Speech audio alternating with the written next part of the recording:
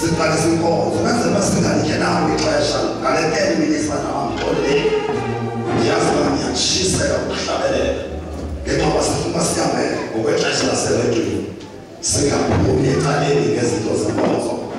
We have got plenty time yokulungisa into zethu ezisileleyo sokuzenza even after the service. Ngenxa yabo ngicela kuhlale phansi banja in the name of Jesus. Odada abefundisa abaphayo apha umfundisi njengene obelapha last week cause kathixo osuke eMpumalanga ngegama likaJesu kodwa bonke bebandla omama bebandla abantu abatsha uSunday school ndibulele ndibulisa egameni lowandifela uYesu Kristu lowo waseNazaretha. Ndibuye ngokuhloniphekileyo ngirhubuluza ndisenza oku. I don't deserve le nto intle kangaka. Who am I, by the way, to be honored and respected by such a people from the region? Bengingubani mina? Amen.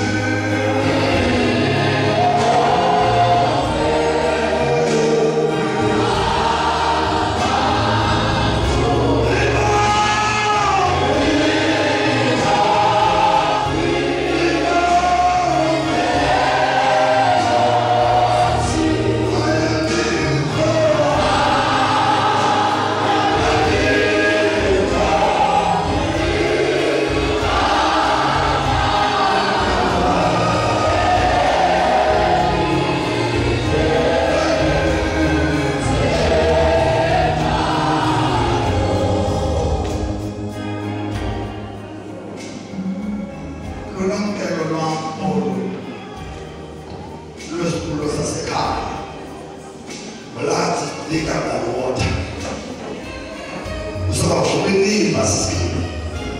Kama kwa usuka now from USRFM ungena gama ungumsasazi nje abantu bagcwele abasazamayo have been trying a number of years and only back up now we say Mama polisi hapa kwetu ya polisi na mama ndio mama nayo suka kwa kwa project the service ni polisi ndio la utata mabati kwa suka kwa way from it ala for the service hapa association umesikia niliona usifuele para sukuele all the way from Tendana. He's my son ya sukuele cause the God we praise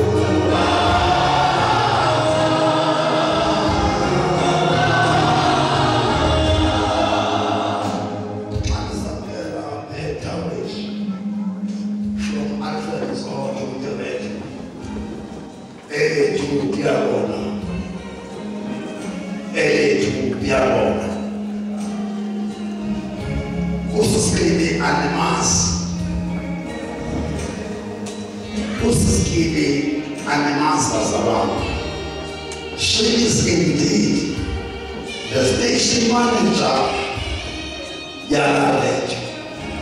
But this woman has sacrificed her hours. Baby, put up on her most of the times. Pastor Benson, a passion. Imagine today. Now my opinion is there to a community.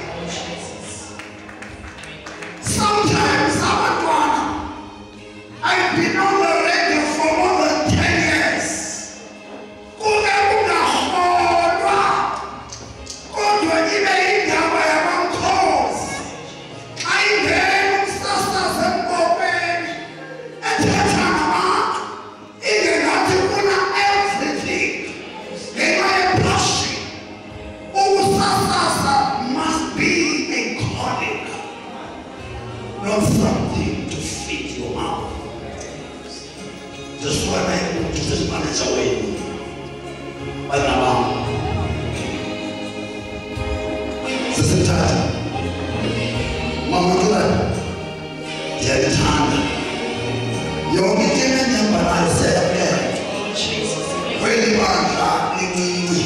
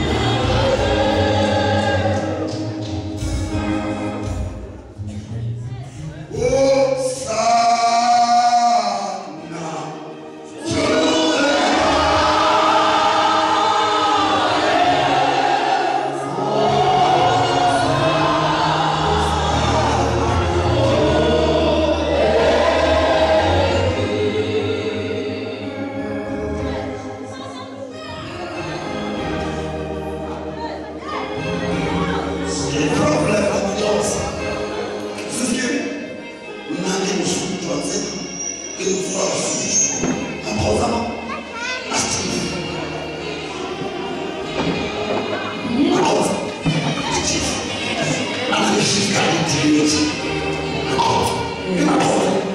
Was a miracle as if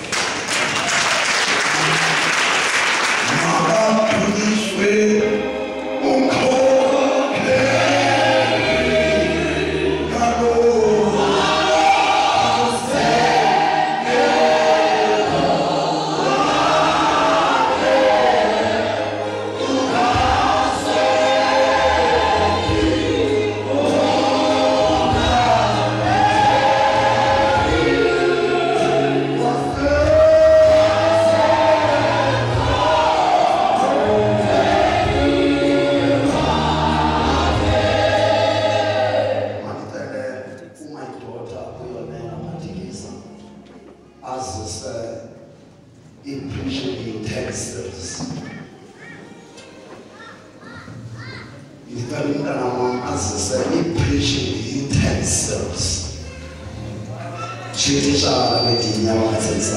Preaching utensils. Oh,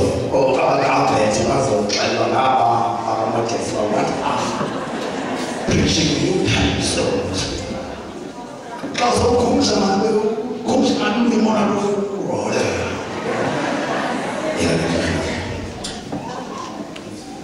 Bazalwane bami ndingothanda ukuthi umuntu alapha njengomuntu okhulisayo nongumthunywa we-apostolic office enkuyo ndifundisa abantu as an apostle of God in this generation. I'm teaching the ethics of God. Kuchikwaza nama andizothi mnandodwa but khona lento endizibona ngoba ki inkosi iyayifuna lento ndiyathanda andithandi iyayifuna through me. I'm not saying abanye abantu outside there abanayo futhi umuntu ngamunento yakhe.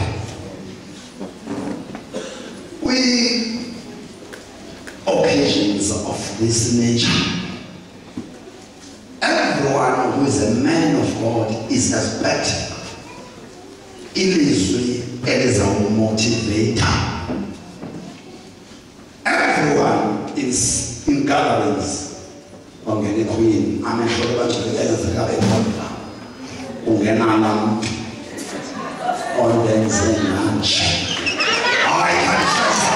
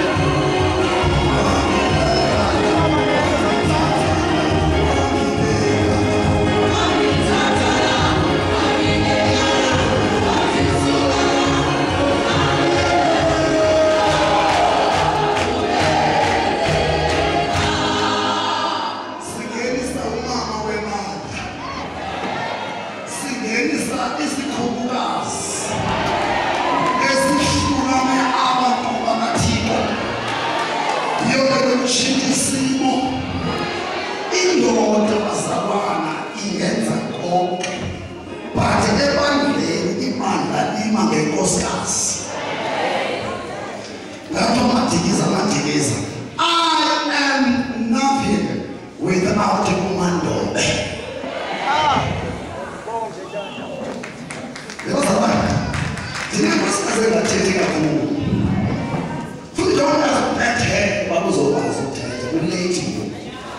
There's one thing that will know you.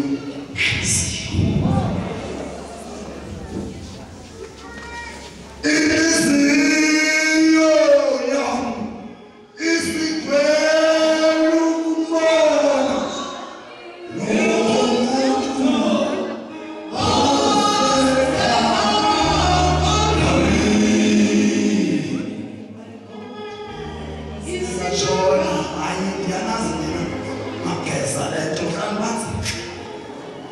ngiyayiveza lento nisamile izinto ezibukhulu ezibovana ngeke sikwazi ukushumayela ezinto ezibovana nikulela lona ngalimaza nje dinganibethi oh sorry ufuyela lana nibethi nyana I like worshiping God as a Lord.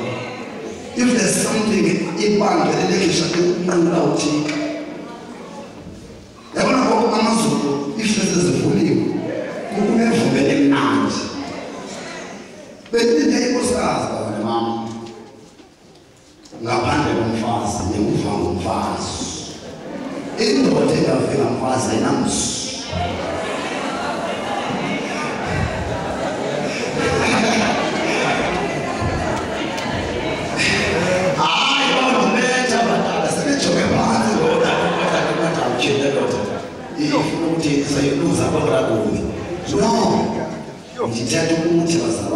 the moment kungabikho proper communication between a husband and a wife,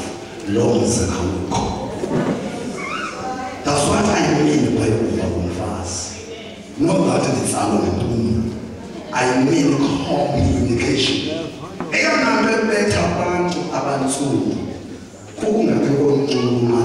What's in the chat way? If we before let all you undermine umtshato undermine ibandla are you aware? I am the temple of God. She is a temple of God. Udibana in unison, two temples of God, building a marriage temple.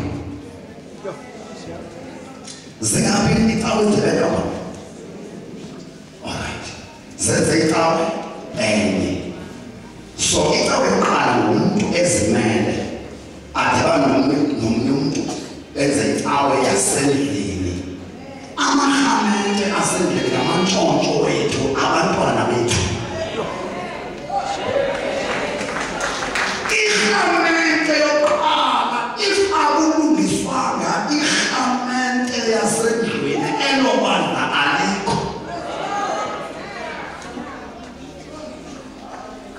Iqala emtshatweni kumama siyosulela abantwana senze a church-led. Yintoni church-led?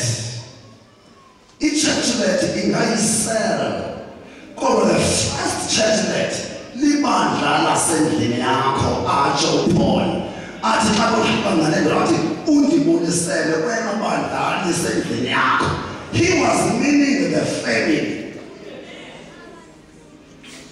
Xa libethwa ibandla ngumtyholi libethwa kanje siphuma endlini enye nonkosikazi wam singekho bani sizofeyikha ngapha kuni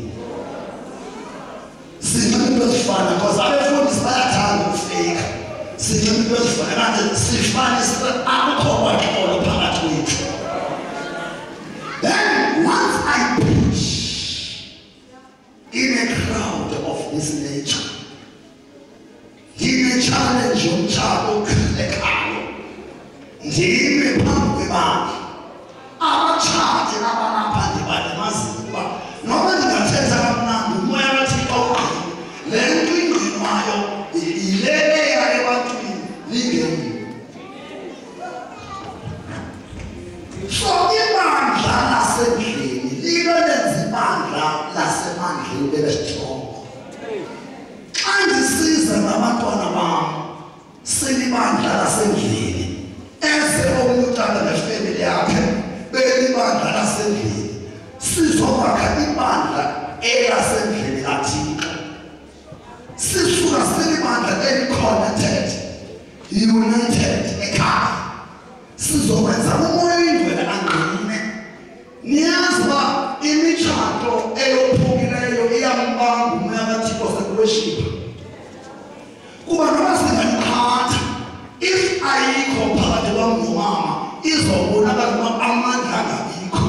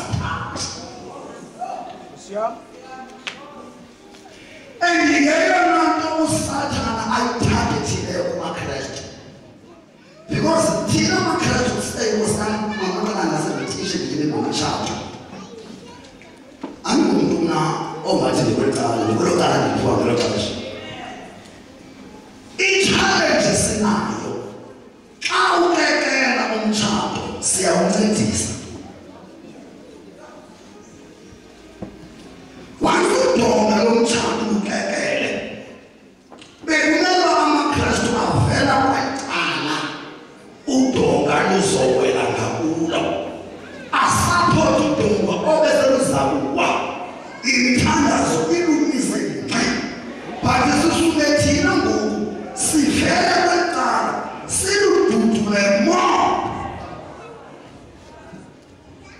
ingabe imishado echithekileyo ungadlalanga nxaxheba ungumKristu. Haven't you contributed ngomlomo wakho? Awudelizanga wena physically.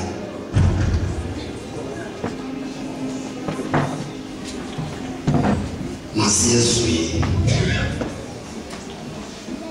Sisikibi ngoJanuwari ka-2017 this year. Silebandla normally sithathe inkonzo. Ona mkhaya ngasamdala ndokuthi navuye. Sithatha inkonzo sesimanager lesigaba sakho. Siyobuza i-direction yonyaka kuThixo. On the days of September, siyokhulula ukuzila ukudla silebandla. UThixo waphendula ngesiphrofethi sika-2017. Wathi ayisiso sebandla lethu although ekuyithina entabeni eso siprofeto ayiso seChrist body sese-Universal Church. I-Universal Church angitsho le eniyeza pedolobheni. I-Universal Church libandla likaKristu eliza kuphindwa. Asithetha nge-Universal asitsho le pedolobheni. Ibandla likaKristu eliza kuphindwa ekuthiwe mna nabanye masilenze ready kuba lilele. Wathi uThixo if angabuya kule nginginya maybe angafumana i-tree yakhe, the rest ifumane i-tribulation. Inkonzo every Sunday bangakhululeki. And abantu abangazikhululeka bazalwane basengxakini. Njengoba nikhala ngelizwi babonakala elizweni akukawikho kwanto kusele lusipho. Yonke lento elothusayo inanana as compared to izinto ezizokwenzeka lakuba ibandla liqhiliwe. Ngubani ngoku owenza umsebenzi ungenzeki ngokwezicwangciso zabo? Ngumoya oyingcwele. Ngumoya oyingcwele bazalwana ngoku okwazi ukusilwela u-Antichrist okhululweyo. Ibandla lishumayeli ngomoya oyingcwele, the moderator. Kuzokwenzeka inyakanyaka today. Liphethwa ngaphothwayo. Liphethe the man of the season, Holy Spirit. Sesikibi kuthiwe mandithethe le nto ngone khona. Njengabantu abazi-public figures, uThixo unesikhalo esikhulu. Unesikhalo esikhulu uThixo. There is an abuse of the word grace. There is an abuse of the word motivation. Omabili magama kaThixo, but abuse the command for their needs and interests. Abantu bona ngekani besithi ikhona grace. Abantu bona ngekani belazi izwi besithi alefona ikhona grace. That is an abuse of the grace. Akayifuni tu uThixo lonto. God knows that we are all weak. Sirepenta kuba sonile. Asoni kuba sizorepenta. There's a difference between ukurepenta kuba oyisiwe. Siyazihla Hlambulula ke kuba sonile. But asoni kuba sithembe inhlambululo. Abuse of grace again. Number 2 bazalwane. Mna ndodwa ayindonwabisi imotivation. What is a motivation? Motivation is more like a fertilizer. Zangana mbona umuntu ethatha uthuthu efaka elukhuleni. The challenge with the motivators of this generation abasisusi sona kumotivatela phezu kwesona. Abantu baphumele emotional bethi motivated. After that congress or gathering, there's only one motivator, the Holy Spirit.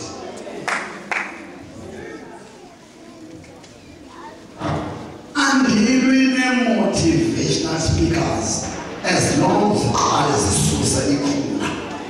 it's sono bazalwane, it's sono sithithele imsebenzi kaThixo. Isaiah 59. Uma ngizomotivate maqale ngisukona, then ndimotivate ngingafaka i-fertilizer ekhuleni ukuthi manje ngidlulise lo nto ukuthi ngalamini ke kwaba into ethi phaya entabeni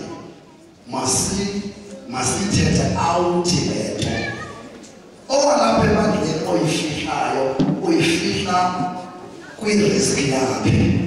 Mna namhlanje ndizoyikhulula eredweni so that ingabi into yalapha ebandleni yeye body of Christ, not Christ's body in unity church. Ithi lento sanikwa ku-Isaiah 43 entabeni verse 18 and verse 19. Uzafunda yena. Sanikwa ku-Isaiah 42 verse 9 entabeni sebandla.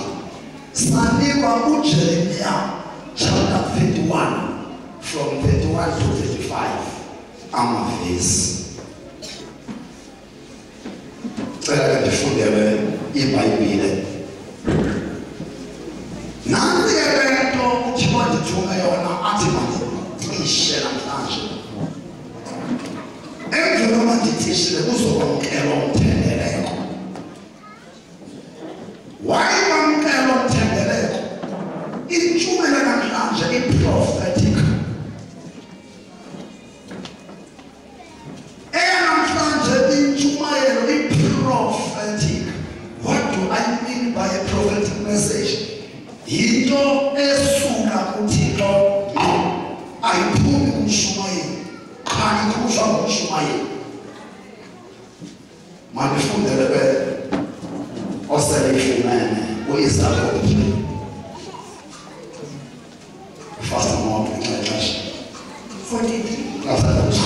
verse 18 and 19. Verse 18.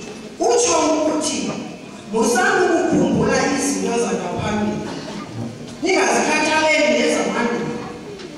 Yabona ndiyakwenza into entsha ijule ngoku. Bazalwane ndicele umoya ngoku.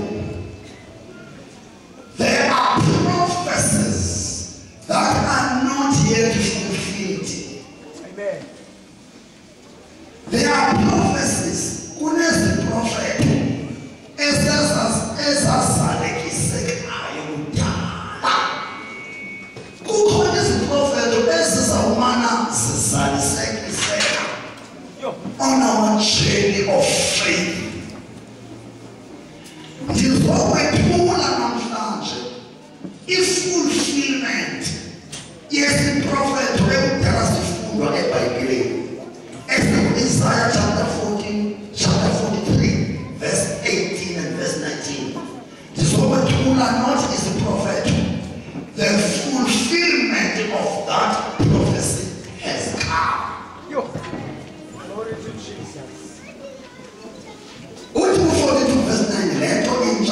utshula ngoku